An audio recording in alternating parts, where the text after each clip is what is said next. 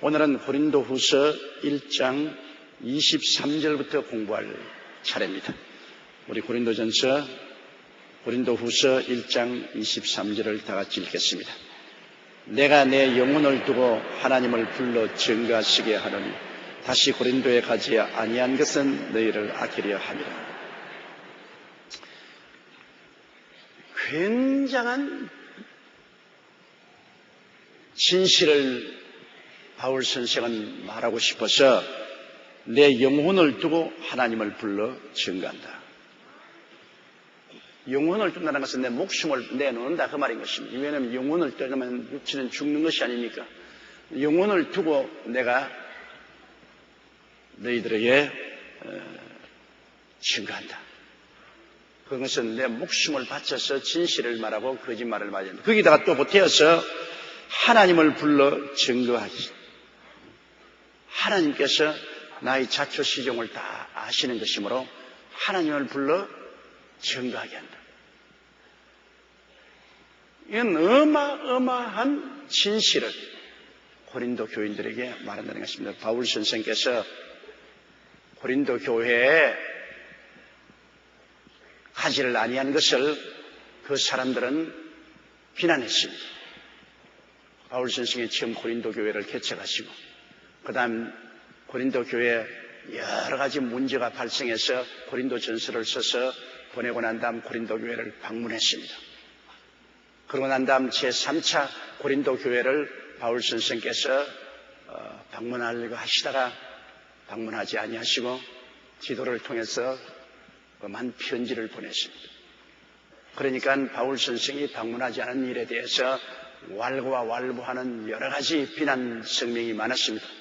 고린도 교회가 거짓 선생이 들어와서 교회를 어지럽게 하고 많은 사람들이 바울을 반역하고 바울 선생을 비난하고 공격하고 그렇게 했습니다. 그렇게 해서 바울 선생이 고린도 교회에 3차 방문을 하려고 했다가 주님 그것을 중지시켰습니다. 하나님 뜻이 아닌 것으로 알고 중지시켰는데 거기에 대해서 여러 가지 비난하고 공격하고 했습니다. 그러므로 바울 선생께서 내가 내 영혼을 두고 하나님을 불러 증거하시게 하노니 고린도에 가지 아니한 것은 너희를 아끼리 함이라고 하죠. 내 고린도에 안 간 것이 무슨 개인적인 야로가 있어서 그런 것이 아니라 너희들을 아끼기 위해서 그래요. 왜냐 바울 선생이 고린도에 갔더라면 거기 가서 바울 선생이 화를 내야 되고 징계를 내려야 되고 채찍을 찔러야 되고 그래서 많은 사람들이 바울 선생으로 말미암아 심판을 받고 상처를 입을 수밖에 없습니다.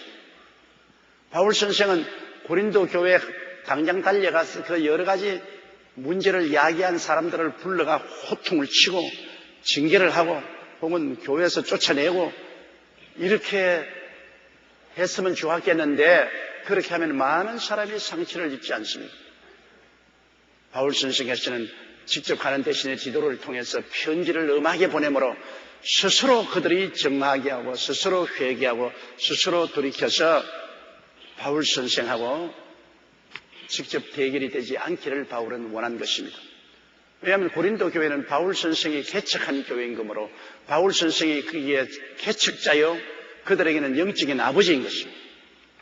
그러므로 개척자요 영적인 아버지와 서로 대결해서 붙으면 고린도 교인들에게도 큰 상처를 입게 되고 바울 선생도 마음에 심한 고통과 상처를 입게 됩니다. 그렇기 때문에 바울 선생은 할 수만 있으면 바울이 직접 가서 그들에게 꾸짖고 징계하고 혹은 축출하고 하는 일을 하지 말고 그의 편지를 받아보고 자성하고 회개하고 돌이키기를 원했습니다. 이래서 고린도 교인들을 스스로 변화받도록 기회를 주기 위해서 바울 선생은 친히 고린도에 안 가고 편지만 보낸 것입니다. 그 진실을 바울 선생은 알아달라는 것입니다. 내가 안 간 것은 너희를 아끼리 함이다. 그 다음 24절요. 우리가 너희 믿음을 주관하려는 것이 아니요 오직 너희 기쁨을 돕는 자가 되려 함이니 이는 너희가 믿음에 섰음이라. 부모가 항상 어린아이를 도와줄 수는 없지요. 유치원, 초등학교, 중등학교, 고등학교를 졸업하고 혹은 대학을 졸업하면 이제 부모 수라를 떠나야죠. 항상 부모에게 의지해서 무엇을 먹을까, 무엇을 입을까, 무엇을 마실까, 어떻게 살까 의지하면 이건 부모가 감당할 수가 없는 것입니다. 미국쯤만 하더라도 고등학교까지는 부모가 돌봐주고 고등학교를 졸업하고 나면 안 돌봐줍니다. 상당히 그 나라는 우리와 달라서 독립심이 굉장히 강합니다. 집에서 부모가 자식에게 용돈을 주어도 그냥 주는 법이 없습니다. 반드시 일을 시키고 줍니다. 정원에 풀을 깎아라. 구두를 닦아라. 혹은 물을 주어라. 그러고 대가로서 용돈을 줍니다. 그냥 용돈 주지 않아요. 그러면 인생을 쉽게 본다. 어느 대학생이 호텔의 수영장 소재를 하고 있습니다. 열심히 수영장 소재를 하고 있습니다. 그 한국 사람이 그곳에 투숙을 했는데 그 소재하는 사람의 내연을 알아보니까 그 도시의 아버지는 백만장자라 잘 사는 아버지인데 그 아버지의 아들이 노동자가 되어서 호텔 수영장을 소재하고 있습니다. 그래서 하도 있어서 물었습니다. 당신 아버지가 백만장자인데요. 이 당신이 수영장에 와서 이렇게 아르바이트하고 있으면 어떻게 하느냐. 그러니까 이 사람이 이상하다는 듯이 쳐다보고 아니 우리 아버지가 부자지 내가 부자입니까? 우리 아버지가 부자라고 해서 내가 당연히 부자라고 생각하는 것은 이상하지 않아요. 독립심이 강합니다. 맞았죠. 부자는 아버지가 부자지 자기는 부자가 아닌 것입니다. 자기는 또 자기 인생을 자기가 살아야 되는 것입니다. 그렇기 때문에 과보호는 자식들을 독립하지 못하게 만들어줍니다. 우리 한국 부모들은 자식에 대한 사랑이 좀 넘쳐서 과보호를 하는 경향이 많습니다. 너무 과보호를 해가지고서 자식들이 아무것도 못하게 합니다. 조그마한 아르바이트를 하고 지문 배달이다 하고 무슨 심부름이라도 해서 또 말하면 야 그거 가지고 몇 푼 번다 그러냐. 그만 내가 줄 테니까 넌 집에서 놀아라. 그래가 아주 자식들이 의존하게 만드는 거죠. 그래가 몸은 다 커서 장성하나 마음은 아직까지 어린아이 같아서 항상 아버지에 돈 내놓으라고 어머니에게 돈 내놓으라고 손 내밉니다. 그리고 돈 주면은 그것을 쉽게 먹이고 유흥비로 땄습니다. 술 먹고 놀러 다니고 수영비로 다 써버리고 또 돈 내라고 돈 내라고. 돈은 자기가 스스로 벌어보면 얼마나 돈 벌기가 힘이 들고 고통스럽다는 것을 깨닫기 때문에 돈 잘 못 씁니다. 그래서 옛말에 있잖아요. 버는 사람 따로 있고 쓰는 사람 따로 있다고. 버는 사람은 돈 못 써요. 돈 버는 것이 너무나 힘들기 때문에 버는 사람은 돈을 아끼고 못 씁니다. 그러나 돈을 벌지 않고 받아 쓰는 사람은 그 돈 버는 것이 그렇게 어렵다는 것을 느끼지 못하기 때문에 쉽게 돈을 쓰게 되는 것입니다. 이래서 신앙도 한 가지입니다. 신앙도 항상 주의 종이 혹은 장로님 혹은 셀리더들이 따뜻거려주고 돌봐주면 그 신앙이 자라지 못해요. 신앙도 스스로 서서 문제가 생기면 기도하여 해결하고 마귀와도 스스로 싸우고 스스로 일어나서 말씀도 읽고 전도도 하고 그렇게 해야지 밤낮 주일날 차 가지고 가서 교회 갑시다. 아유 오늘은 좀 안 가고 싶다. 아유 빨리 차 타라고. 그래가 이 셀리더가 자동차 태워서 교회 데리고 와서 예배 드리고 그 다음에 또 점심 먹여주고 그리고 또 태워서 집에 갖다 주고 밤낮 그렇게 하면 그 사람 신앙이 전혀 발전하지 못합니다. 제일 처음에 어린 신앙일 때는 뭣도 모르고 있을 때는 교회 선배된 장로나 권사님이나 셀리더들이 뭐 차도 채워다 주고 점심도 사주고 그렇게 여러 가지 이끌어주지만 어느 정도 신앙이 자라면 이제는 자기 스스로 교회에 나올 줄 알아야 돼요. 스스로 하나님 앞에 나와서 예배 드리고 11조 드리고 봉사할 줄 알아야 돼. 스스로 남을 도울 줄 알아야 신앙이 자라는 것입니다. 항상 어린아이가 되어 있으면 안 돼요. 장성해야 돼요. 장성하기 위해서는 이지하는 배총을 쪽을 꺼내야 되는 것입니다. 항상 어머니에게 이준해서 살지 못하는 거죠. 이준하는 배총을 끊고 스스로 살 수 있도록 노력을 하셔야 됩니다. 옛날에도 사랑하는 자식 여행을 보내란 말이 있습니다. 여행을 텅 떠나면 자기가 차편을 다 알아봐야 되고 자기가 가서 여관도 정해야 되고 자기가 밥도 챙겨 먹어야 되고 누가 도와주는 사람 없습니다.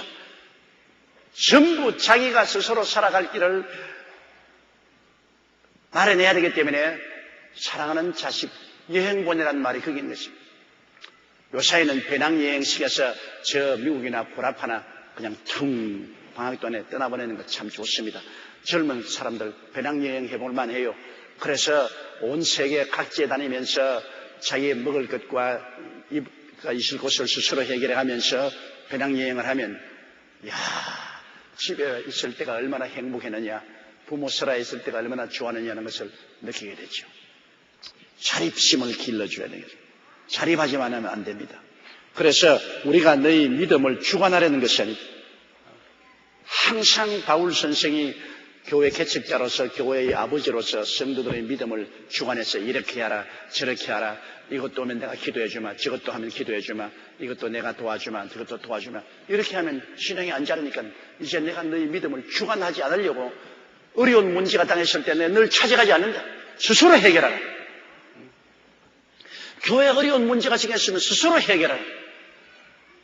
너희 재직들이 모이고 혹은 당회가 모여서 잘못한 사람은 스스로 판단해서 징계하고 혹은 필요한 사람은 교회에서 축출도 하고 의식기도 하고 이렇게 해야지. 밤낮 문제 생기면 빨리 바울 선생 오소서, 우리가 어려우니 와서 해결하여 주소서, 이렇게 하면은 완전히 그들의 신앙이 바울 선생에게 매어 달려있고 성장 발전할 수가 없는 것입니다. 그러므로 바울 선생은 말씀하기를 내가 안 간 것은 우리가 너희 믿음을 주관하려는 것이 아니요 오직 너희 기쁨을 돕는 자가 되려 합니다.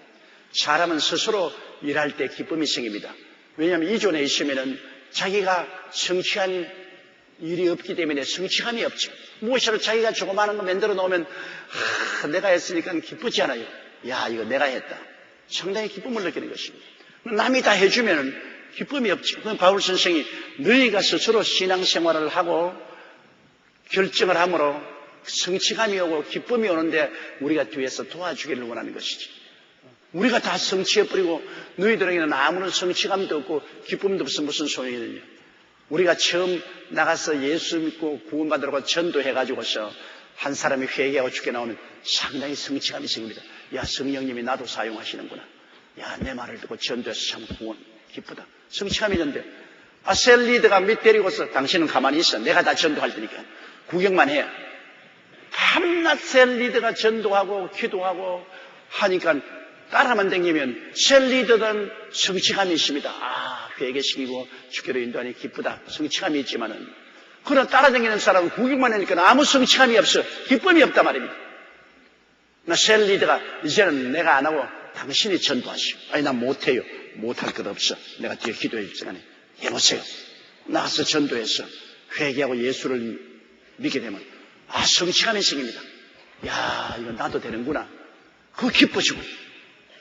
그러면 셀리드는 그 기쁨을 도와주는 사람이 돼야지 주장하는 사람이 되지 말아야 됩니다. 이 성취감이라는 것이 여러분 인생에서 가장 큰 기쁨과 즐거움입니다. 내가 무엇을 이루었다고 생각할 때 굉장한 기쁨과 즐거움이 오는 것입니다. 그렇기 때문에 할 수 있으면 다른 사람에게 일을 시켜서 그 성취감을 가질 수 있도록 도와주는 것이 좋습니다. 그러면 그 기쁨을 체험하게 되죠. 자녀들도 부모가 될 수 있으면 일을 시켜서 스스로 일을 완성해서 성취감을 갖게. 그러면 굉장히 기뻐하고 자랑스럽게 됩니다. 야, 내가 이런 일을 다 할 수 있으니까 그 성취감이 생기죠. 전부 다 얘라, 너는 못한다. 너는 가만히 있어. 그리고 내가 다 해주마. 그러면 자식들은 아무 성취감을 느끼지 못하고 기쁨을 느끼지 못하는 것입니다.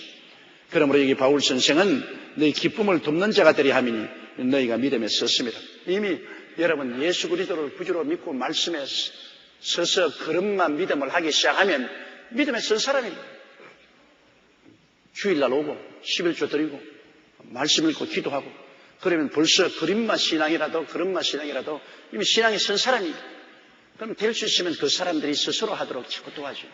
스스로 하도록. 우리 셀리들도 그렇습니다. 우리 교역자들이 셀리드가 예배를 인도하도록 내버려 놓지 않고 전부 가서 교역자가 가서 목사나 전도사가 가서 전부 세를 인도해주면 셀리드는 그냥 따라다니면서 헌금이나 거두고 뭐 다른 거 할 일이 없어요. 성취감이 없어요. 전혀 기쁨이 없죠. 교역자가 그렇게 하면 안 돼요. 셀리드가 직접 집에서 기도하고 공과를 공부하고 연습하고 그렇게 해가지고서 구역을 인도하는데 제일 처음에는 막 정신이 안 돼가고 입이 벌벌 떨리고 입술이 바삭바삭 타고 말이 안 나와요. 그래도 자기가 공부하고 기도하고 준비한 말씀을 증거하고 사람들에게 축복을 전달하면 성취감이 생기죠. 뒤에 교역자들을 위해서 기도해주고 격려해주고 자료도 제공해주고 그러면 기쁨을 돕는 자가 돼요. 셀 리더가 자기가 예배를 인도하고 기쁘니까 그 다음에는 자신을 얻어가지고서 셀도 더 인도하게 되고 셀을 승리하시고 자꾸 교역자가 대신해주면 안 되죠. 성취감이라는 것은 굉장히 중요한 것입니다. 여러분께서 그러므로 스스로 여러분 믿음에 선과 동시에 다른 사람들이 믿음에 서도록 자꾸 뒤에서 후원하고 도와주는 것은 좋습니다만 여러분이 전부 뒤에 달고 끌고 다니면 안 되는 것입니다. 자식들도 스스로 살아가도록 하세요. 성도들도 스스로 자립해서 믿음을 갖도록 도와주는 것이 목회 생활에 참으로 중요한 관건이 되는 것입니다. 자, 고린도후서 2장 1절 우리 다 같이 읽겠습니다. 내가 다시 근심으로 너희에게 나아가지 않기로 스스로 결단하였노니.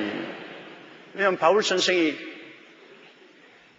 지금 고린도에 가면은 근심을 가지고 나아가야 됩니다.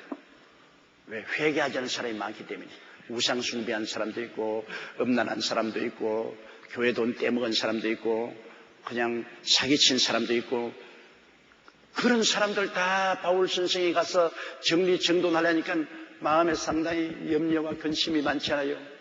바울 선생은 이미 고린도 교회 고린도 전서를 기록하고 난 다음 교회 갔을 때 교회 상당한 문제들을 해결하고 정리정돈했는데 그 다음에 또 와서 거짓 종들이 들어와서 교회를 흐트러 놓았는데요. 요번에 또 바울 선생은 또 채찍을 들고 가면 밤낮 채찍만 들고 오는 사람이 된단 말입니다. 그러므로 내가 다시 근심으로 너희에게 나아가지 않기로 스스로 결단했다. 좀 웃는 얼굴로 기쁜 마음으로 찾아가야지. 염려 근심을 잔뜩 가지고서 노기를 띠고 채찍을 들고 그는 가지 않기로 결단을 내렸다. 그 말인 것입니다. 사실 그래요. 목사가 교회를 목회할 때 밤낮 강단에 서서 호령을 치고 꾸짖고 고함을 치고 그렇게 하면 목사도 편치 않고 교인도 편치 않습니다. 교회가 편안한 목사가 아주 얼굴에 화평한 얼굴로 기쁨을 가지고서 좋은 말씀을 전가하면 목사도 좋고 성도도 좋은 것입니다.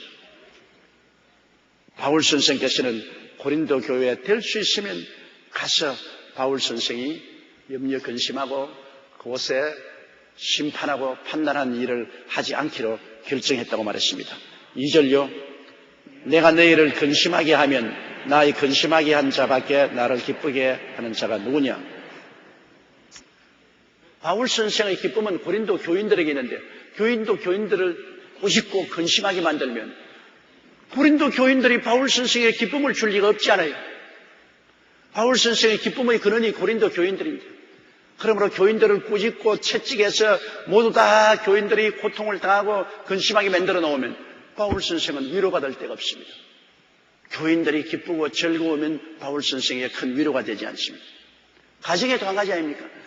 자식들이 부모에게 큰 위로가 되고 기쁨이 되는데 자식들이 부모가 꾸짖고 채찍질하고 자식들하고 사이가 좋지 않으면 부모에게 기쁨을 줄 자식들이 부모에게 꾸중을 듣고 전부 다 우울해 계시면 부모들이 위로받을 데가 없어요.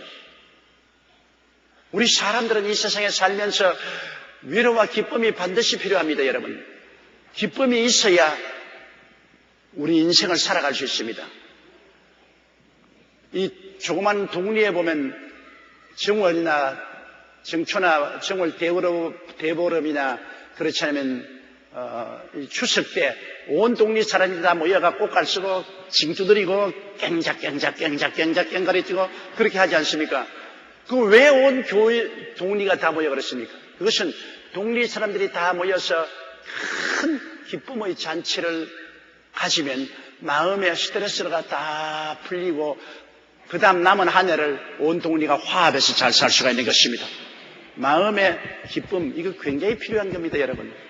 마음의 기쁨이 모든 마음을 치료하고 스트레스를 풀고 좋은 관계를 맺기 때문에 각 도시나 촌락에서 이와 같은 축제를 하는 이유가 거기에 있는 것입니다. 축제 한마당이 마음속에 기쁨을 가져와서 치료하는 것입니다.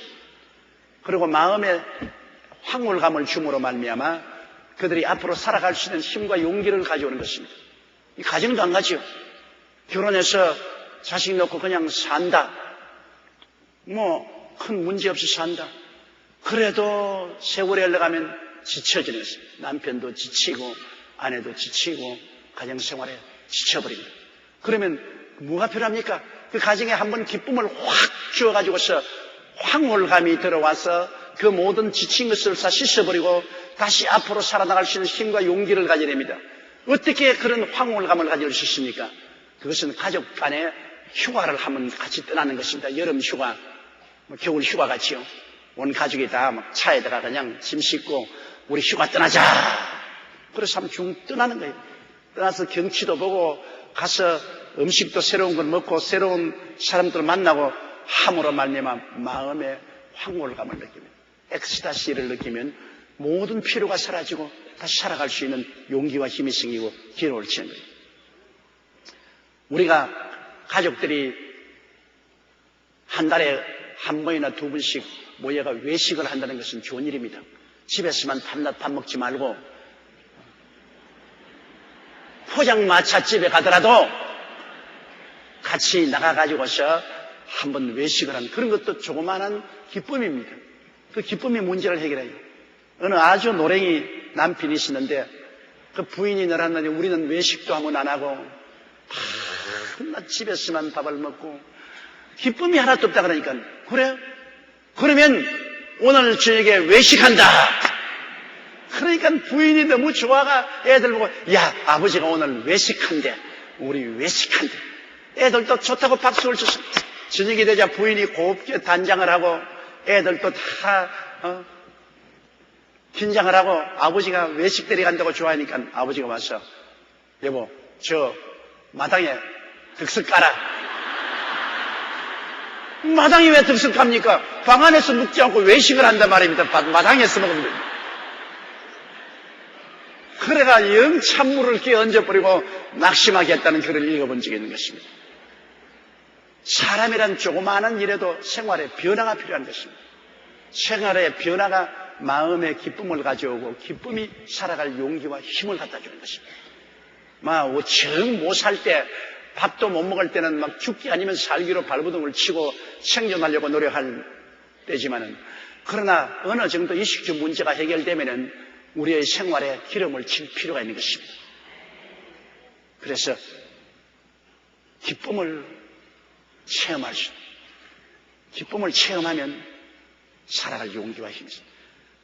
우리 예수 믿는 것도 한 가지입니다. 우리가 큰 기쁨을 체험하면 굉장한 힘이 있지요.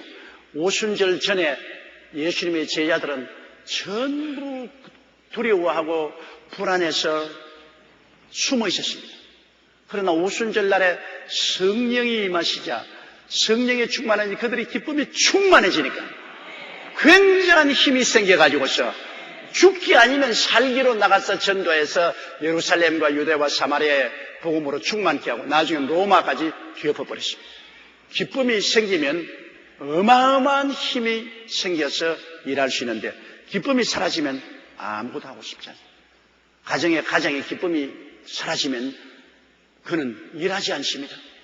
열심히 가족들을 먹여 살리겠다고 애쓰고 힘쓰고 일하는 것은 기쁨이 있었는데, 내 처자를 돌보고 애들에게 희망을 준다는 그런 기쁨이 있었는데, 집에서 부인이 늘 바가지 끌고 애들이 늘 공부도 안 하고 방종하고 어느 시점에 와서 그만 남편이 기쁨을 잃어버립니다.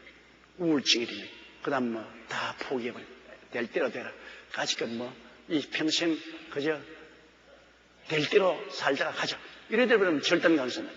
기쁨이 있어야 힘을 씁니다. 가정주부도 마음에 기쁨이 있어야 열심히 남편도 받들고 애들도 돌보고 가정일도 마음에 기쁨이 있어서 아주 힘이 생깁니다. 기쁨을 잃어버리면 머리 지금 끄고 아침에도 일어나지 않고 늦잠 자고 몸 단장도 안 하고 이렇게 애들이 엄마 밥 찾아 먹어! 저기 갖다 놔지. 냉장고에 갖다 놔. 집안 소유도 안 하고 옷도 이렇게 이러면 절단강산이 나는 것입니다. 기쁨이 오면 얼굴도 화장도 하고 머리도 아주 반질반질하게 하고 옷도 힘들어가 있고 웃음도 깔깔 웃음으로 웃고 살아갈 힘과 용기가 생깁니다. 우리 예수 믿는 사람에게 기쁨이란 기도에서 성령으로 충만한 것입니다. 성령은 바로 기쁨입니다. 성령이 오면 말로서 표현할 수 없는 기쁨이 오죠. 그러므로 우리가 말씀을 읽고 열심히 기도해서 성령 체험을 존경해야 됩니다. 성령 충만했으면 또 재충만하고 또 재충만했으면 또 기도해서 또 재충만하고 그러면 마음속에 황홀감이 늘 있기 때문에 열심으로 주를 위해서 일할 수가 있는 것입니다. 옛날에 우리 서대문에 있을 때와 여기 여의도에 처음 나왔을 때 우리 셀리더들이 어마어마하게 일을 했습니다. 서대문에 있을 때는 죽기 하면 살기로 우리 셀리더들이 일을 했고 여기 처음 나와서도 굉장히 그렇게 일을 한 것은 그때는 우리 생활 환경이 어려웠기 때문에 의지할 데가 없어서 다 철야 나오고 모두 새벽기도 나와서 주님께 부르짖다 보니까 성령이 충만해요. 성령이 충만하니까 기쁨이 넘치니까 막 기뻐하는 바람에 까짓것 두고 보자 막 뛰기 시작하는 거예요. 그냥 집집마다 신방하고 집집마다 예수 전도로서 사람들을 이끌어내고 교회에 데리고 오고 기쁨이 충만했어요. 기쁨이 있기 때문에 생활의 어려움에도 불구하고 그걸 극복하고 열심히 전도했는데 이제는 생활이 다 비교적 안정이 되고 유보하게 되니까 새벽 기도도 열심히 안 나오고 철야 기도도 안 나오고 기도하지 않으니까 성령 충만 안 하단 말입니다. 성령 충만하니까 기쁨이 사라졌어요. 그저 그날이 그날이고 또 그날이 그날이고 아무 변화도 없이 그렇게 기쁨이 없으니까 내가 나가서 남에게 전도하고 남에게 인도하고 하나님께 영광을 돌리겠다는 유혹이 생겨나지 않는 것입니다. 기도하지 않기 때문에. 그래서 어느 나라든지 가만히 보면 핍박이 심할 때 교회가 크게 자랐습니다. 많이 기도하니까. 그러나 편안하고 잘 살게 되면 신앙이 떨어졌습니다. 그리고 전도가 떨어졌습니다. 우리 한국의 전반적인 교회가 성장이 정체되고 교회가 발전이 안 되고 있는 것은 그만큼 한국이 잘 살게 되었다 그 말인 것입니다. 그래서 잘 살게 되니까 답답한 일이 없으니까 기도를 안 하지. 사람은 답답해야 기도하지 답답 안 하면 기도 안 해요. 그 답답한 일이 없어 기도를 열심히 안 하니까 성령 충만하지 않죠. 성령이 기쁨의 근원인데 성령 충만하지 않으니까 예수를 믿어도 기쁨이 없이요. 그래서 형식적인 신앙이 돼요. 주일날 오면 교회 가고 11조 또 드리고 그러고 내가 예수 믿는 사람이라든 그러한 자부심을 가지시면 되지 나가서 남에게 전도하고 예수 믿으라고 할 필요도 없으면 구역 예배 왜 나가나 주일날 한 번만 나가면 되고 수요일날 한 번 나가면 되지 구역은 왜 나가나 셀리더 아이고 내가 그 귀찮게 그거 왜 해 모든 것이 귀찮아지고 자기 편리만 추구합니다. 기쁨이 없기 때문에. 그러므로 여러분 성경 말씀 보면 하나님께서 가난한 사람을 택하여 믿음에 부욕해 했다는 이야기가 있습니다. 야고보서에 있습니다. 가난한 사람은 주님께 부르짖어 기도하기 때문에 성령 충만하여 믿음이 부욕해 되고 기쁨이 충만해서 열심히 전도하게 됩니다. 제일 우리 신앙생활에 중요한 것은 말씀 읽고 기도를 많이 해서 성령이 충만한 것입니다. 성령이 충만하면 기쁨이 있어요. 기쁨이 있으면 살아갈意欲과 용기가 있는 것입니다. 그것은 개인의 삶에도 반드시 엑스타시, 황홀의 체험이 있어야 되고, 가정에도 항상 기쁨을 가져올 수 있는 기회를 만들어서 엑스타시가 있어야 되고, 사회도 기쁨을 가져올 수 있는 그러한 사건들이 있어야 되는 것입니다. 그러면 개인도, 가정도, 사회도 활기차게 됩니다. 기쁜 소식이 없이 늘 우울하고 슬픈 소식만 있으면 사람들이 다 낙심하고 좌절하게 되는 것입니다. 이러므로 바울 선생은 말하기를, 내가 너희를 근심하게 하면 나의 근심하게 한 자밖에 나를 기쁘게 하는 자가 누구냐? 내가 너희에게 근심 시켜놓고 나면 너희들이 근심해서 너희에게 기쁨을 주지 못하면 나도 목회할 의욕도 사라지고 너희들도 교회에 와서 예수 믿는 의욕이 사라지지 않겠냐, 그 말인 것입니다. 3절요. 내가 이같이 쓴 것은 내가 갈 때 마땅히 나를 기쁘게 할 자로부터 도리어 근심을 얻을까 염려하며 또 너희 무리를 대하여 나의 기쁨이 너희 무리의 기쁨인 줄 확신함이라.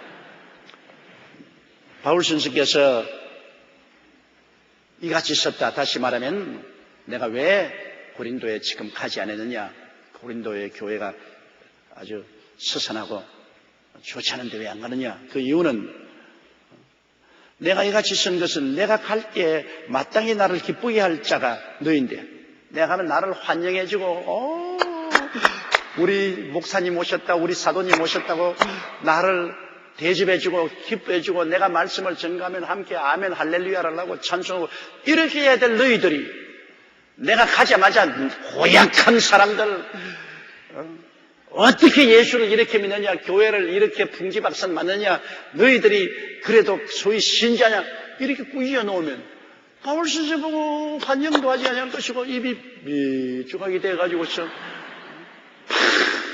와서 우리 꾸짖기만 하고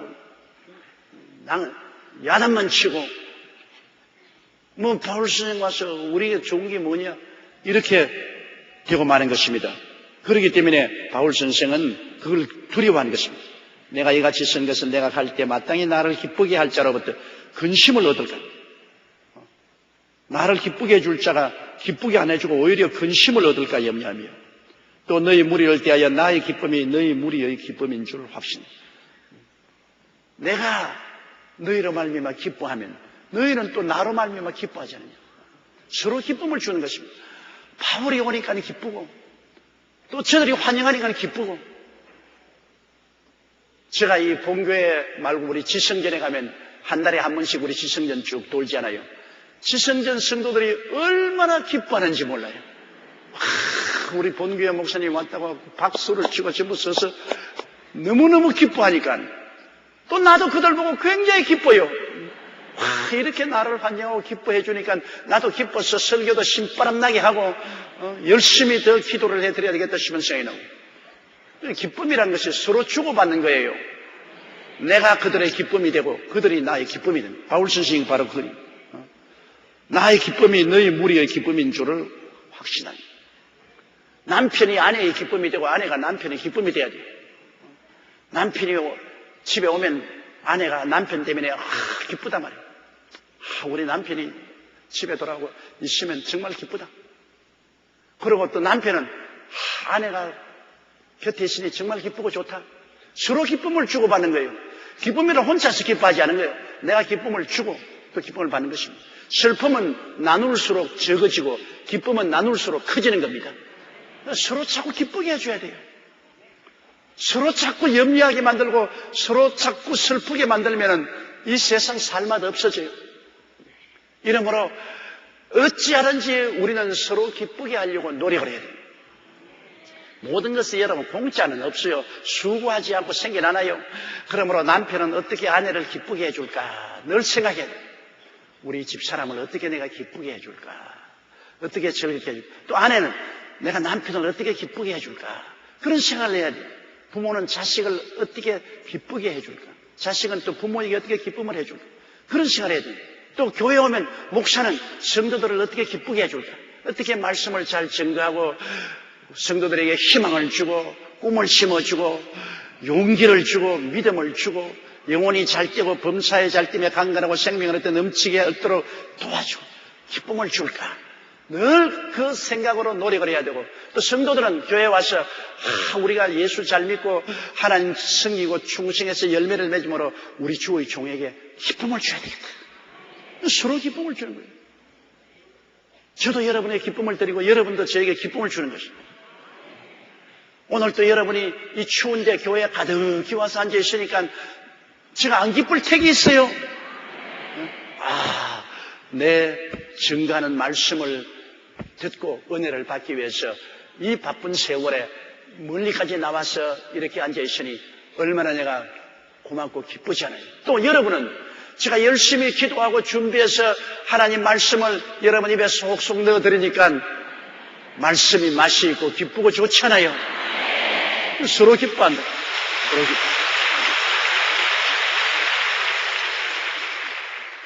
4절요. 내가 큰 환난과 애통한 마음이 있어 많은 눈물로 너희에게 썼노니 이는 너희로 근심하게 하려 한 것이 아니요 오직 내가 너희를 향하여 넘치는 사랑이 있음을 너희로 알게 하려 합니다. 바울 선생은 고린도 교회에 찾아가 대신에 디도를 통해서 편지를 보냈습니다. 고린도 후서가 오기 전에 고린도 전서 말고 고린도 후서 사이에 그들에게 바울이 편지를 쓰는데 바울의 감정을 한번 보십시오. 바울이 참 감정이 풍부한 분입니다. 내가 큰 환난과 애통한 마음이 있어. 고린도 교인들을 생각하니까 애간장이 끊어져. 마음에 큰 환난, 마음에 그냥 완전히 그냥 마음이 형언할 수 없이 마음이 고통스러워. 마음에 큰 환난과 통곡하는 마음이 있어. 그러니 바울 선생이 고린도를 교인들을 얼마나 사랑했는지, 고린도 교인들이 잘못되고 있는 것을 볼 때 거짓 선지자에게 끌려가고 하는 것을 볼 때 얼마나 마음이 큰 환난과 애통함이. 이 부모가 자식을 향한 마음 갖고 강아지입니다. 자식은 방종해서 잘못 나가면 그 자식을 바라보는 부모가 마음의 환난과 고통이 있는 것입니다. 바로 이 이웃에 있는 모 교회 목사님이신데 목사님이 은퇴할 때 교회에서 목사님에게 조그마한 집을 하나 사드렸습니다. 그래서 장로들이 그 목사님에게 집 문서를 주면서 목사님 누가 와도 보증 서지 말고 문서를 주지 마세요. 자식이 오더라도 그렇게 하지 마세요. 그렇게 하겠다. 그런데 맏자식이 사업하다가 어려움을 당해서 부모에게 찾아왔어요. 아버지, 집 문서 좀 내주십시오. 그러면 내가 은행에다가 담보로 잡고 돈을 좀 끄집어내면 내 사업을 하겠습니다. 참, 아들은 쉽게 말을 했는데 아버지는 장로들이 이렇게 하지 말아야 또 은퇴해서 앞으로 살아갈 길이 이것에 이전하고 있는데 이것 날려버리면 살아갈 수 없잖아요. 그러나 그 자식이 아버지에게 보증을 써려는데 안 써줄 수도 없고 큰 마음의 환난과 애통함이 있었습니다. 그래서 그 목사님이 할 수 없이 자식에게 꼭 이것은 너희 어머니와 내가 남은 여생 살아야 될 집이고 그러니까 꼭 네가 이 담보는 풀어줘야 된다. 문제없이 풀어드리죠. 나를 믿으세요. 누구를 믿어요, 이 세상에? 누구를 믿어요? 그 집문서 내줬어요. 그 집문서 은행에 보증해가지고서 돈 가지고 사업한다고 하다가 망해버려요. 하루아침에 그 부인하고 애들하고 미국으로 도망을 쳐버렸어요. 그러고 난 다음에 은행에서는 차압이 들어왔어요. 그래서 그 노부 부부가 쫓겨났습니다. 올 때 갈 데 없으니까 노부부가 교회에 와서 하루 종일 앉아서 울고만 있는 겁니다. 마음에 큰 환난과 애통입니다. 그런데 그 교회에 와서 울고 있는 그 목사님 부부가 뭐라고 말하냐면 우리는 다 늙었으니까 막 이렇게 얻어먹다가 죽어도 괜찮은데 부도를 내고 미국으로 도망을 친 자식과 손녀들이 어떻게 고생을 하겠느냐. 오히려 그 자식 위해서 마음에 애통하고 큰 마음의 환난과 고통을 부모니까. 그리고 장로님들이 보니 좀 기가 막히거든요. 아침 저녁으로 그죠? 교회에서 전에 담임 목사 부부가 그냥 교회에 앉아가지고서 울고만 있는 거예요. 그래 할 수 없어 또 교회에서 힘을 써가지고서 조그마한 판잣집 하나를 구해줬습니다. 판잣집에 나가라고. 그런데 나중에 그 교회 장로님이 미국 가보니까 그 자식은 미국에 가서 어찌어찌 해가지고 직장도 없고 사업을 해서 뚱뚱하게 잘 살아요.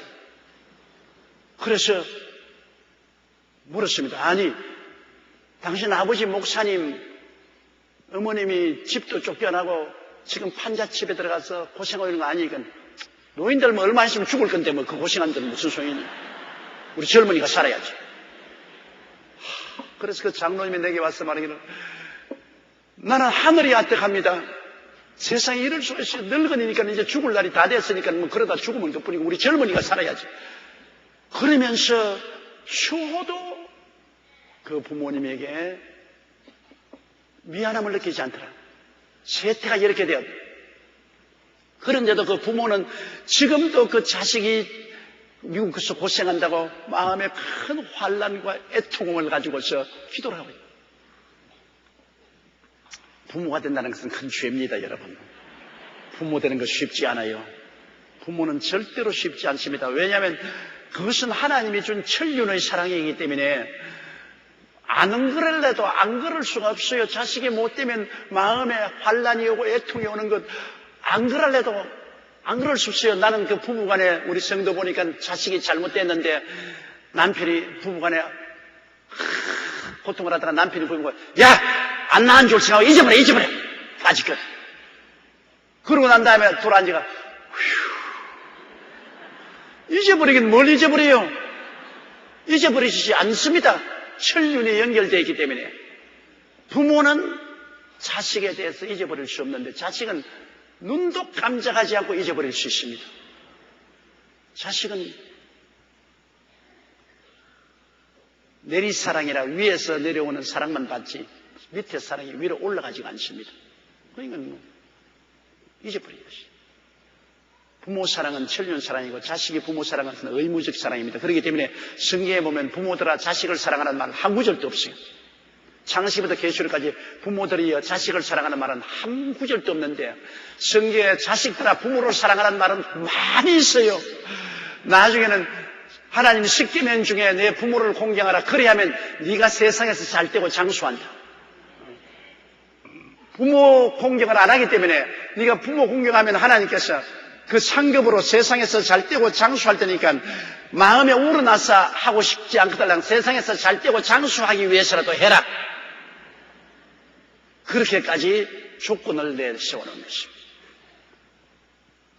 그래서 부모가 자식을 사랑하는 것은 그거는 천륜적으로 하는 것이지만 자식이 부모 사랑하는 것은 의무적이기 때문에 억지로 해야 됩니다. 억지로. 그러므로 잘 자녀들을 교육을 시켜야 돼요. 효도하라는 교육을 시켜야 돼요. 요새 인천 최성교 목사가 그 효운동을 많이 하는데 내가 상당히 감동을 느끼고 있어요. 효를 하라고 가르쳐야 돼요.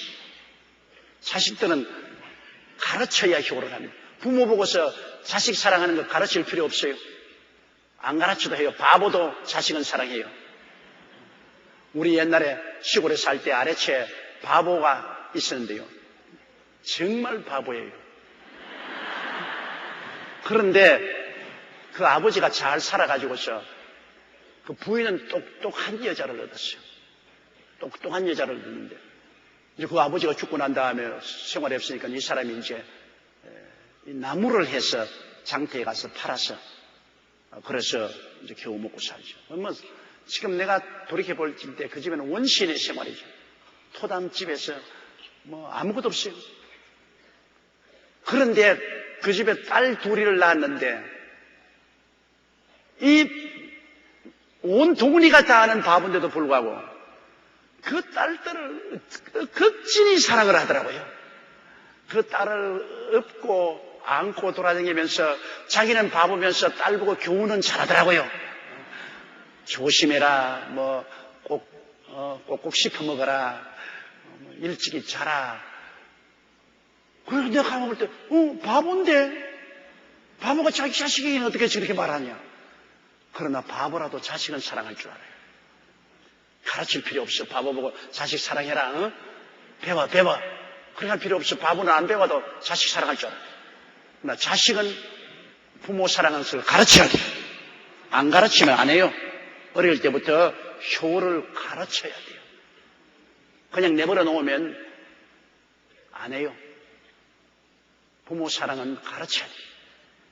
그렇기 때문에 효 교육이라는 것은 우리 한국 땅에 꼭 있어야 돼요. 요사이는 부모를 공경하는 자식들이 점점 없어져요.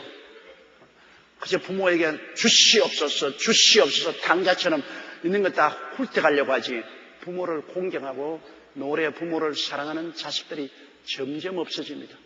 그래서 늙어지면 부모들은 아예 축구 공이 큰아들 집에 가면 작은 집에 가라고 하고, 작은 집에 가면 셋째로 가라고 하고, 셋째로 가면 넷째로 가라고 하고,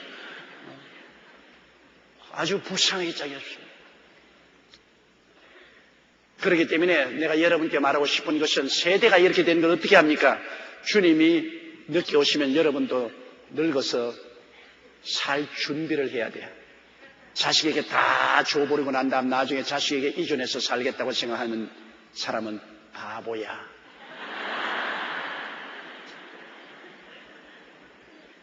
또 서로 아들이 부모에게 도와주고 싶어 하더라도 며느리는 남합니까?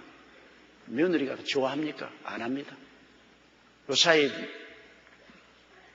며느리 이기는 아들 봤어요? 그러니까 며느리가 싫어하니까, 며느리 눈치 본다고 부모 도와줄 수 없어요.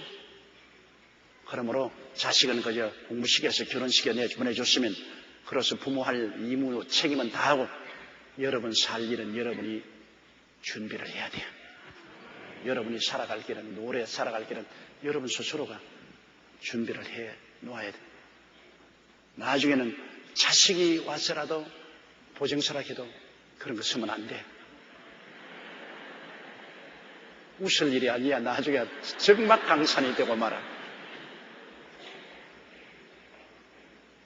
바울 선생은, 고린도 교인들은 영적인 자식들이니까 바울 선생을 그렇게 끔찍하게 사랑하지 않아요. 그러나 바울 선생은 영적으로 그 교회를 낳았기 때문에, 영적으로 자기 자식이기 때문에 고린도 교인들에 대해서 그런 마음에 큰 환난과 애통하는 마음이 있어 많은 눈물로 너에게 썼다. 바울의 감정이 얼마나 풍부합니까? 그냥 눈물을 흘린 것이 아니라 편지를 쓸 때 많은 눈물을 흘렸다. 엄중한 편지를 썼습니다.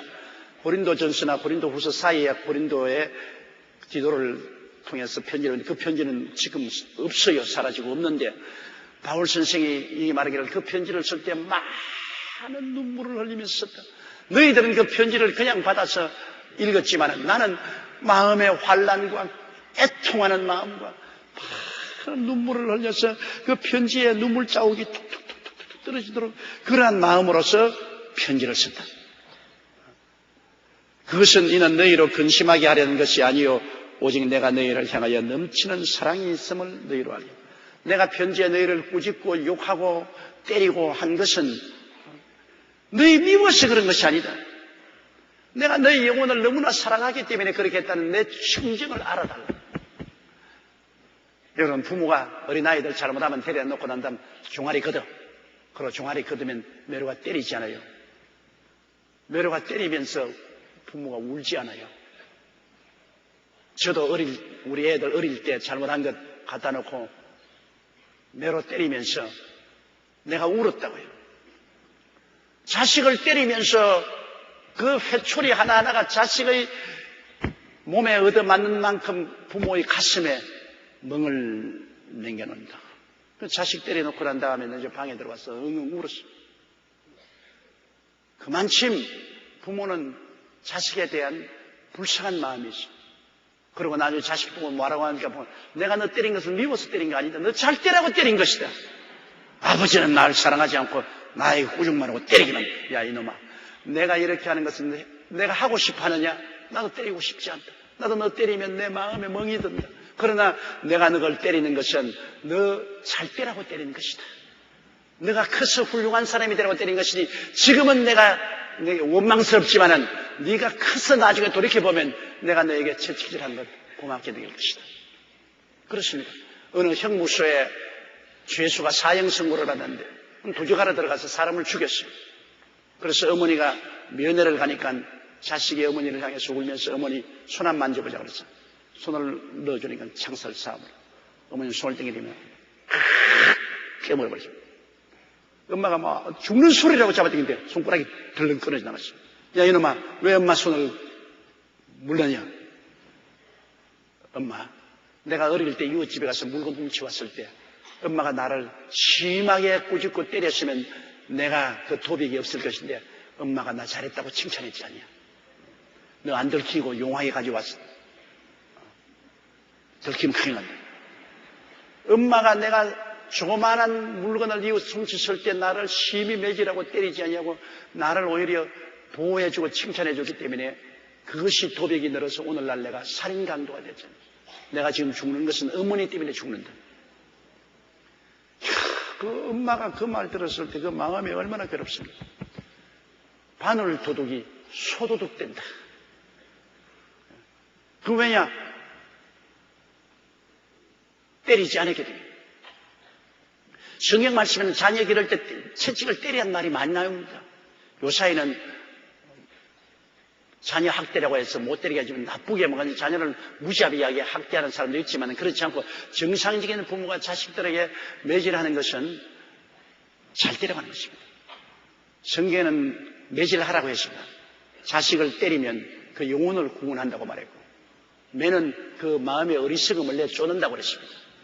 매로 때리면 바보 같은 생각이 쫓겨나가고 매를 때리면 그 영혼을 구원한다.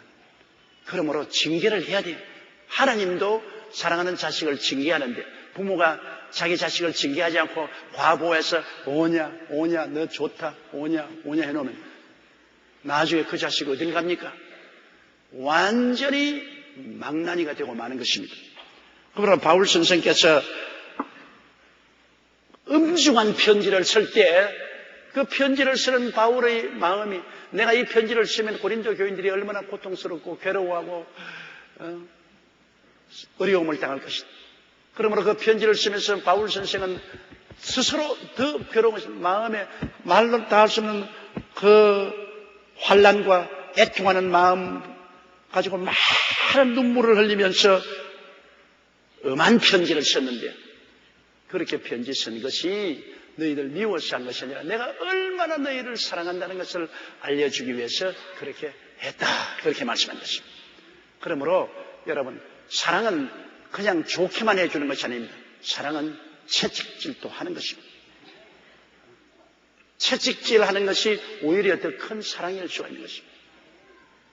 저는 언제나 말하지만 제가 중학교 시절에 우리 영어 선생을 그때는 미워했다고요. 그분이 교실에 들어올 때는 언제나 이 대나무, 큰 대나무를 어깨에 들고 와요. 왜냐? 영어를 숙제를 안 해오는지 영어를 잘 공부 안 해오면 불러내가지고서 요 병아리 같은 새끼 하면서 그냥 때리는데 그때는 저 선생 교통사고 나서 안 죽냐? 저거 왜 매일같이 살아서 오느냐? 너무나 밉더라고요. 그래서 그 선생 시간에는 눈이 뽀얗게 되도록 영어를 읽고 문법을 외우고 온다고. 저도 그때 매 안 맞으려고 그냥 영어 문법을 열심히 공부하고 그냥 영어를 돌돌 돌송을 했어요. 그러면서 그때도 저놈의 선생 죽으면 좋겠다고 생각했는데 오늘날 내가 돌이켜볼 때 제가 오늘날 스스로 영어를 자습하고 공부해서 원천하에 나가서 복음을 전가할 수 있는 기초를 닦은 것은 그 선생님 때문에 닦은 것입니다. 지금 돌이켜보면 그 선생이 얼마나 고마워요.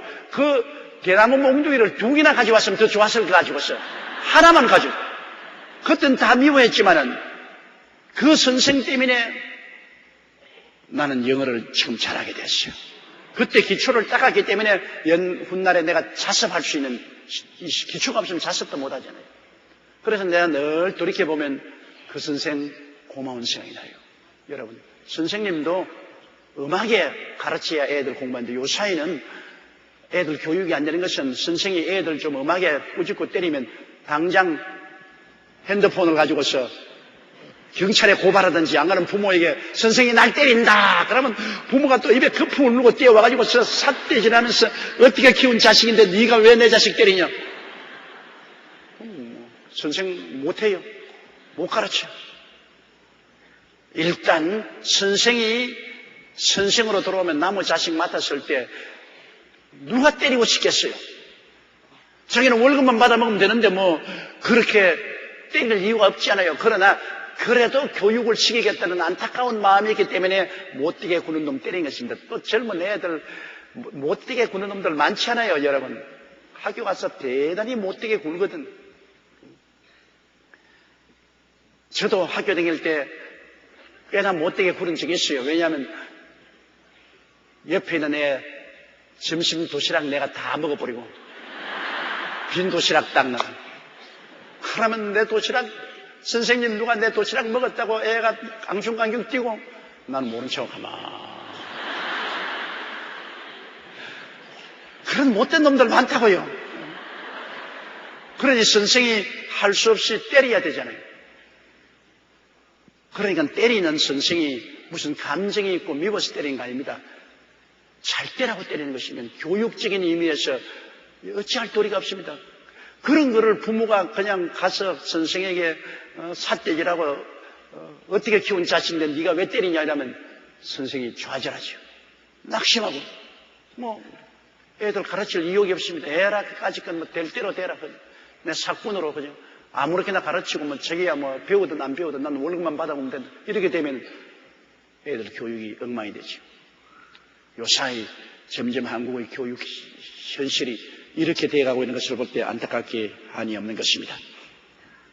자, 5절요. 근심하게 한 자가 있었을지라도 나를 근심하게 한 것이 아니요 어느 정도 너희 무리를 근심하게 한 것이니 어느 정도라 하면 내가 너무 심하게 하지 아니하려 합니다. 바울 선생을 근심하게 했으면 다른 사람에게도 근심시켰을 것입니다. 몇 사람이 교회에서 잘못했으면 바울 선생만 근심하게 한 게 아니라 교회 선량한 성도들, 열심히 예수 잘 믿고 교회를 잘 받들는 사람들이 마음에 근심을 하게 됩니다. 저 사람들 때문에 우리 교회가 시끄럽고 말이야. 예배 분위기가 엉망이고 교회 나가고 싶지 않다. 교회가 잘못되는 것은 바울 선생만 괴로운 게 아니라 교회 열심히 나와서 교회를 잘 받들는 사람들도 괴롭힙니다. 저도 45년 동안 목회하면서 교회에서 문제가 생기면 나만 고통당하는 건 아닙니다. 교회 몇 사람이 일어나서 단체를 만들고 교회 문제를 일으키면 목사인 내가 괴롭지요. 그러나 당장 고통을 당하는 것은 교회 당회 장로님들이 고통을 당합니다. 그 문제를 어떻게 해결해야 될까? 재직들이 고통을 당합니다. 그리고 그 사람들이 교회 분열을 획책함으로 교회가 요란스러워지니 성도들이 고통을 당합니다. 그 바울 선생이 하는 말이 일단 근심하게 한 자가 있었을지라도 나를 근심하게 한 것이 아니요 어느 정도 너희 무리를 근심하게, 나만 근심하게 하는 게 아니라 너희 무리를 다 근심하게 하는, 어느 정도라 하면 내가 너무 심하게 하지 아니하려면, 사실은 굉장히 나쁜 짓 많이 해도 내가 어느 정도라고 말을 하는 것은 너희들을 심하게 다루지 않으려고 내가 말을 이렇게 부드럽게 쓴다 그 말인 것입니다. 너무나 큰 상처를 입혔다 이렇게 말하지 않고 어느 정도 상처 입혔다 이렇게 내가 말하는 것은 너희를 심히 다루지 않으려고 내가 한다. 바울 선생은 어찌하든지 고린도 교인들을 부드럽게 다루려고 하는 그 심정을 여기에서 볼 수 있는 것입니다. 자, 6절요. 이러한 사람이 많은 사람에게서 벌받은 것이 족하거든. 거의 고린도 교회에서는 아마 틀림없이 교회 당회가 이 사람들을 징벌했을 것입니다. 6개월 교회 정지 처분을 했는지 안 그러면 교회에서 축출하는 이러한 정책을 내렸을 것입니다. 그래서 이러한 사람이 많은 사람에게 벌받은 것이 족하거든. 바울 선생의 편지를 받고 그 고린도 교회에서는 긴장을 하고 교회를 분란을 일으킨 사람들을 불러다가 징계를 내리고 적절하게 벌을 내린 것입니다. 그 바울 선생이 나중에 디도에게 그 이야기를 다 들었습니다. 그러므로 이러한 사람이 많은 사람에게 벌받은 것이 족하도다. 7절요. 그런즉 너희는 차라리 저를 용서하고 위로할 것이니 제가 너무 많은 근심에 잠길까 두려워한다. 이게 부모 심정 아닙니까? 때려놓고 얼싸하는 것입니다.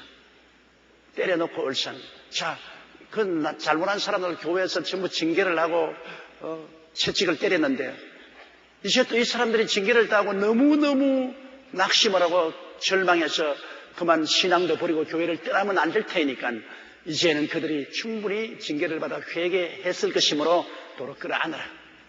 도로 사랑으로 끌어안아서 위로하고 신앙을 회복하도록 하라. 이 부모의 심정입니다. 때려놓고 끌어안고 우는 겁니다.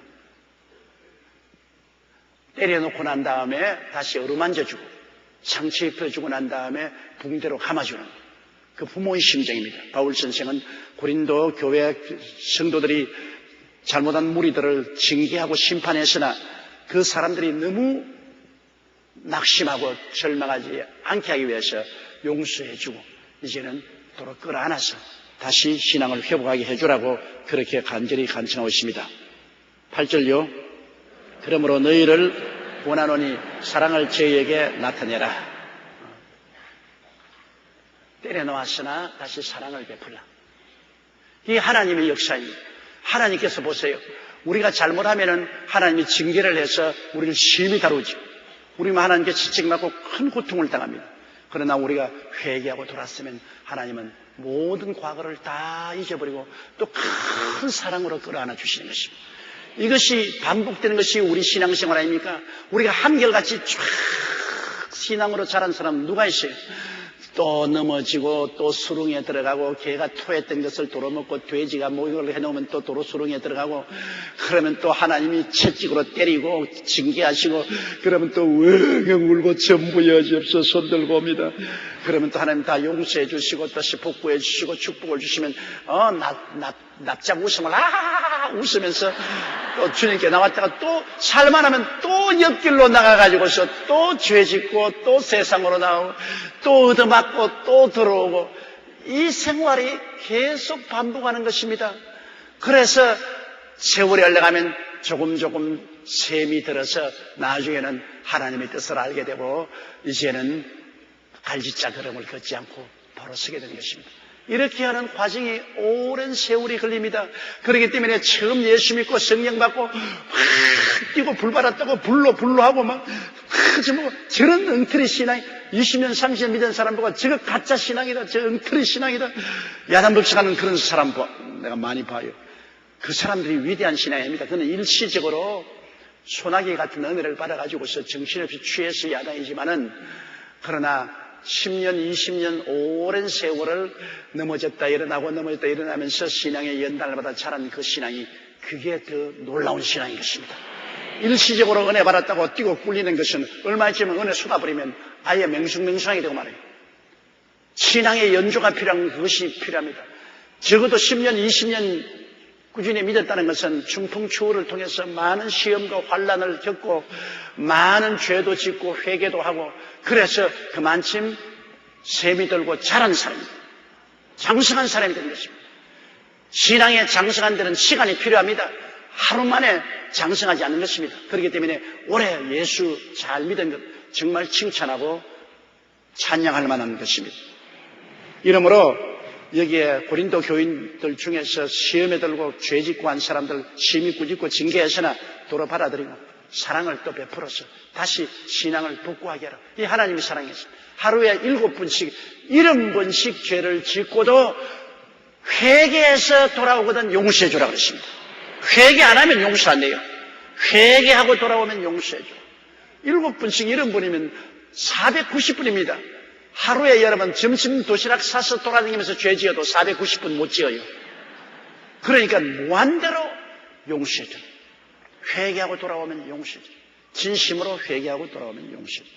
자꾸 회개하고 용서받고 또 회개하고 용서받음으로 성령으로 말미암아 점점 올바르게 쓰게 되는 것입니다. 9절요. 너희가 범사에 순종하는지 그 증거를 알고자 하여 내가 이것을 너희에게 썼노라. 그래서 이 편지를 바울 선생이 쓴 것은 너가 나쁜 일에도 내가 그들을 징계하라 할 때 순종하고 또 용서하라 하는 것도 또 순종하고 내가 범사에 너에게 여러 가지 교훈하는 것을 순종하는지 안 하는지를 보기 위해서 내가 이 고린도 후서를 그다음 적어서 보냈다는 거죠. 고린도 후서를 써서 보낸 것은 내가 한 말을 들어서 순종해 주는지 아닌지 그 증거를 알고자 하여 이걸 썼다는 것입니다. 10절에요. 너희가 무슨 일이든지 네게 용서하면 나도 그리하고 내가 만일 용서한 일이 있으면 용서한 그것은 너희를 위하여 그리스도 앞에서 한 것이다. 그러기 때문에 너희가 무슨 일이든지 용서해 주면 내가 따라서 나도 용서해 주겠다. 너희가 용서해 준 사람을 내가 용서 안 해주는 일이 없겠다. 너희가 용서해 주면 나도 같이 용서하겠다. 너희가 무슨 일이든지 네게 용서하면 나도 그리하고 내가 만일 용서한 일이 있으면 용서한 그것은 너희를 위하여 그리스도 앞에 선 거죠. 내가 용서한 일이 있으면 너희들이 잘 되기 위해서 용서해 줘. 예수님 안에서 너희 잘 되기 위해서 용서하는 것이지 너희 못 되기 위해서 용서하는 것이 아니다. 그러므로 너희들이 용서하면 나도 용서하고 내가 또 용서해 주는 것은 너희들이 돌이켜서 잘 되게 하려고 하는 것이지 못 되게 하려고 하는 것은 아니다. 그저 과거는 잊어버리고 내가 또 용서해서 그리스도 안에서 용서해서 너희를 바로 세우려고 하는 것이다. 용서는 이 세상에 살아가는 동안에 너무나 필요합니다. 용서 없이 인생은 살지 못합니다. 인생은 다 죄를 짓고 불의하고 추악한 사람이기 때문에 불완전하게 짝이 없죠. 그러므로 우리는 끊임없이 용서하고 용서받아야 되는 것입니다. 여러분 부부간에도 그렇잖아요. 남편은 아내를 용서할 줄 알아야 됩니다. 아내가 완전한 사람 아니거든요. 아내의 어느 심사 행동을 이해하고 동정하고 사랑하며 용서를 자꾸 해주고 또 아내도 남편을 용서해야 됩니다. 남편을 자꾸 율법적으로 보고 따지고 하면 못 살아나요. 용서해줘야 돼요. 용서해서 자꾸 끌어안아줘야 돼요. 어리석은 자식들도 부모가 용서하고 자꾸 끌어안아줘야 되고 이웃도 서로 용서해줘야 돼요.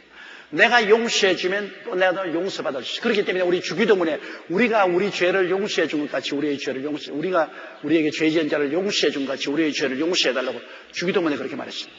우리는 용서해주고 용서받는 일을 해야지 율법적으로 나가면은 살아남을 사람 없어요.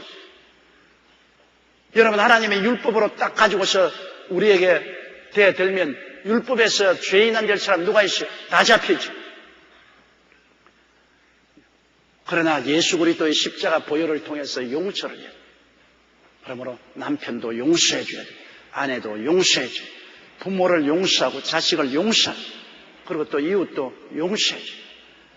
남을 위해서만 용서하는 게 아니라 나를 위해서 용서해 줘야 돼요. 용서 안 하면 내 마음속에 앙 하고 품고 있으면 내만 고생하는 것입니다. 사람이 마음속에 미움과 분노를 가지고 있으면 여러분 온몸에 저항력이 없으십니다. 마음에 미움을 가지고 있으면 몸에 병균이나 병에 대한 저항력이 약해지기 때문에 쉽게 병들고 감기 들고 그리고 중대한 병에 걸려서 오래 못 살아요. 사랑은 마음속에 굉장히 몸에 저항력을 일으킵니다.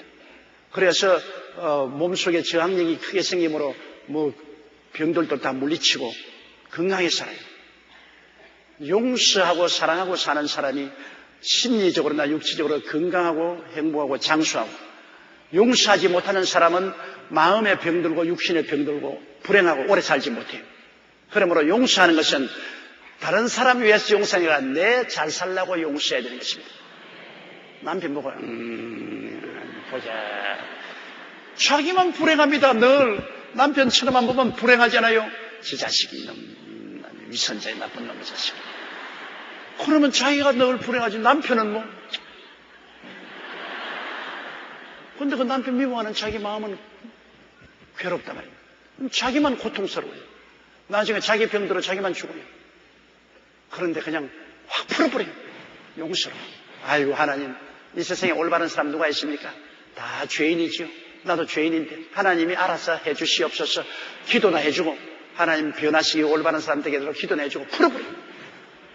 그러면 책임은 하나님이 져주시고 나는 편안해요. 내 마음에 풀렸으니까 꽁꽁 묶지 말고. 풀어버려야 돼요. 아내에 대해서도 풀어버려야 되고 남편에 대해서 풀어버리고. 사람은 사람이 변화 못 시켜요. 하나님이 변화시켜요. 하나님께 맡겨버려요. 기도와 믿음으로 하나님이 변화시키면 변화되죠. 사람이 꾸짖어가지고 변화 안 됩니다. 사람이 조건 잡아서 변하는 사람 없어요.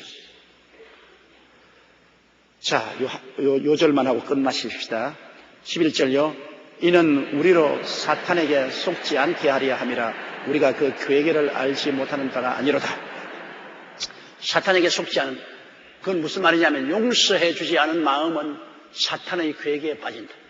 미워하면, 바로 마귀는 미워하는 것을 통해서 자꾸 분열과 분쟁과 알력과 갈등을 만들어내거든요. 사탄이 하는 바로 계기가 그것인 것입니다.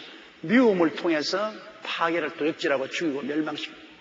그렇기 때문에 사탄이 와서 미움을 통해서 파괴하는 일을 하기 전에 우리는 용서해버립니다.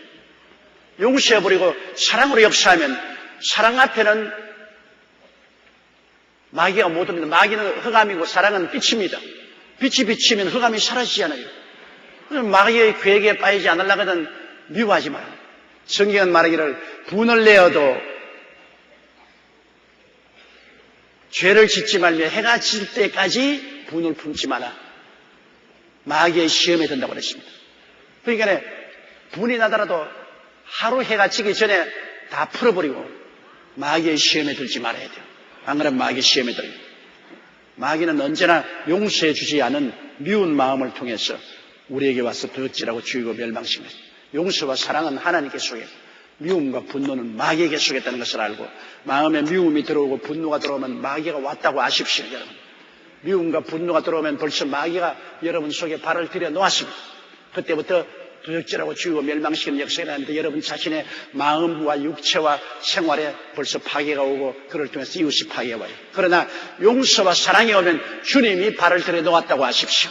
용서와 사랑이 오면 주님께서 와서 용서와 사랑을 통해서 여러분을 변화시키고 이웃을 변화시킵니다.